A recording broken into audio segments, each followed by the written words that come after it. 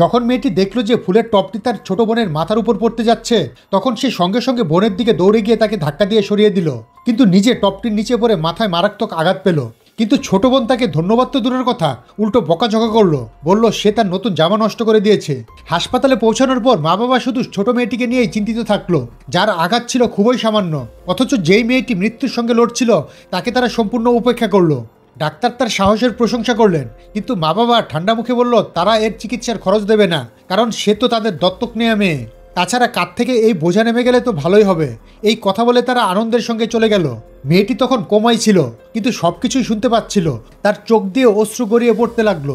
একই সময়ে অন্যদিকে এক ধনী লোক নিজের হারিয়ে যাওয়া নাতনির ছবি হাতে নিয়ে কাঁদছিল। হঠাৎ তার ম্যানেজার দৌড়ে এসে বলল মেয়েটির খবর পাওয়া গেছে, সে এখন হাসপাতালে আছে। পাশেই এক যুবক ডিএনএ রিপোর্ট দেখে হতভম্ব হয়ে গেল, কারণ ওই মেয়েটিই তার আসল বোন। সে সঙ্গে সঙ্গে নিজের লোকজন নিয়ে তাকে আনতে ছুটল। ওইদিকে ডাক্তার যখন চিকিৎসা বন্ধ করতে যাচ্ছিলেন, ঠিক তখন ওই মেয়েটির জ্ঞান ফিরে এলো। আসলে তার আসল মায়ের দেওয়া জ্যাট পাথরের লকেটটাই তার প্রাণ বাঁচিয়ে দিয়েছিল। হাসপাতাল থেকে বেরিয়ে মেয়েটি সিদ্ধান্ত নিল দত্তক মা বাবার সঙ্গে এখন থেকে সব সম্পর্ক ছিন্ন করবে। কিন্তু ঠিক তখনই তার সাথে দেখা হলো সেই ভাইয়ের, যে তাকে খুঁজতে এসেছিল। মেয়েটি রাগে কিছু বলতে যাচ্ছিল, তখন সে মাপ চেয়ে তার সামনে 1 লক্ষ টাকা বের করে দিল। টাকা দেখে মেয়েটি চুপ করে গেল, কিন্তু ধনী ছেলেটি যখন ঘরে পৌঁছালো দেখলো মেয়েটি ইতিমধ্যেই চলে গেছে। তখন তার অ্যাসিস্ট্যান্ট মেয়েটির ছবি দেখাতেই তার চোখে জল এসে গেল, এই মেয়েটি তো তার আসল বোন। সে সাথে সাথেই তার পেছনে রওনা দিল। এদিকে মেয়েটি বাড়িতে ফিরে দেখলো তার সৎমা তার সব জিনিসপত্র বাইরে ছুঁড়ে ফেলছে।